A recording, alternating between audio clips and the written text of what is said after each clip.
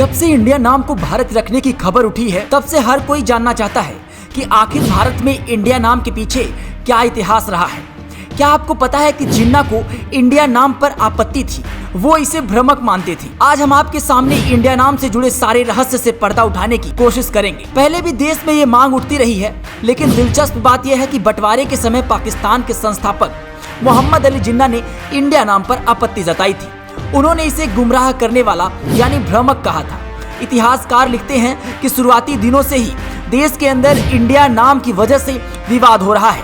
अंग्रेजों ने उपमहाद्वीप में अपने साम्राज्य को नाम देने के लिए इंडिया शब्द चुना था, जो असल में ग्रीक भाषा का एक शब्द है।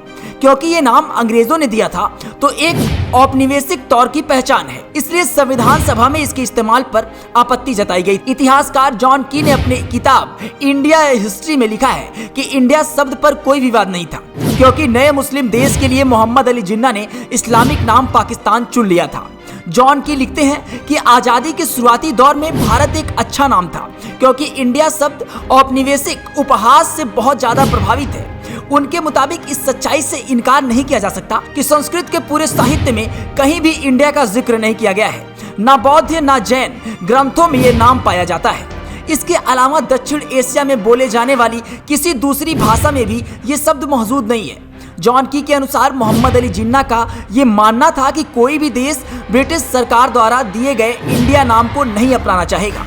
हालांकि उन्हें अपनी इस गलतफहमी का एहसास उस समय हुआ जब आखिरी ब्रिटिश लॉर्ड माउंटबेटन ने नेहरू की इस मांग को स्वीकार कर लिया था। उनके देश को इंडिया कहा जाएगा। वो आगे लिखते हैं कि माउंटबेटन के मुताबिक जिन्ना को जब ये पता चला कि वो नेहरू और कांग्रेस पार्टी खुद को इंडिया कहलाने जा रहे हैं, तो वो बहुत गुस्सा हुए थे। इस शब्द के इस्तेमाल से उपमहाद्वीप की श्रेष्ठता का एहसास होता, जिसे पाकिस्तान कभी स्वीकार नहीं करता। इतिहासकार जॉन की के मुताबिक मोहम्मद अली जिन्ना की आपत्तियों की एक बड़ी वजह यह भी थी कि बुनियादी तौर पर सिंधु नदी के आसपास के क्षेत्र को इंडिया कहा जाता था, जिससे ज्यादातर हिस्सा पाकिस्तान में था।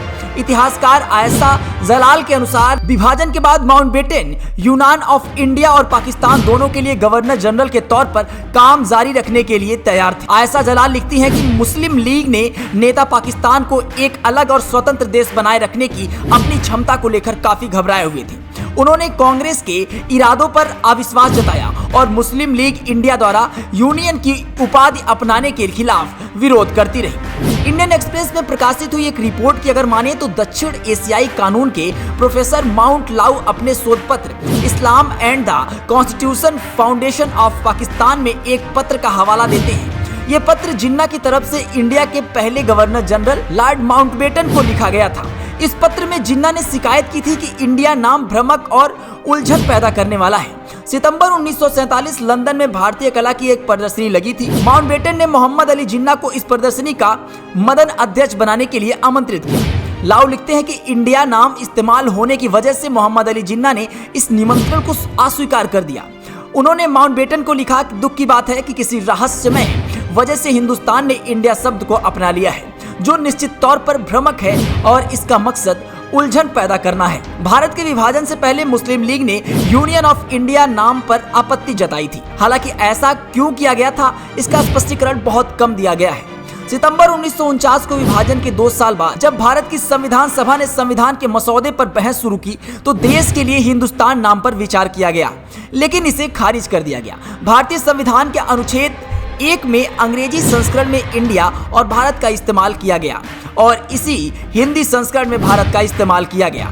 जाहिर तौर पर अभी तक इंडिया नाम को वास्तव में किसी चुनौती का सामना नहीं करना पड़ा है और मीडिया में भी इसका इस्तेमाल होने लगा है। हालांकि राजनीतिक उतार चढ़ाव के दौरान कई बार इंडिया की बजाय भारत नाम को बरकरार रखे जाने की मांग कई बार उठी है।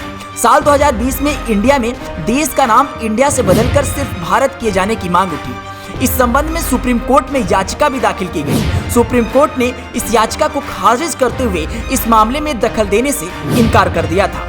अदालत ने कहा था कि संविधान में पहले से ही भारत नाम दर्ज है। संविधान में लिखा है कि इंडिया दैट इज भारत, यानी इंडिया जो भारत। आजकल इंडिया में एक बार फिर से ये बहस जोरों पर चल रही है। इसकी शुरुआत उस समय हुई जब भारत में G20 शिखर सम्मेलन के मौके पर भारत की राष्ट्रपति द्रौपदी मुर्मू की ओर से भेजे गए रात्रि भोज के निमंत्रण पत्र पर प्रेसिडेंट ऑफ इंडिया की जगह प्रेसिडेंट ऑफ भारत लिखा गया।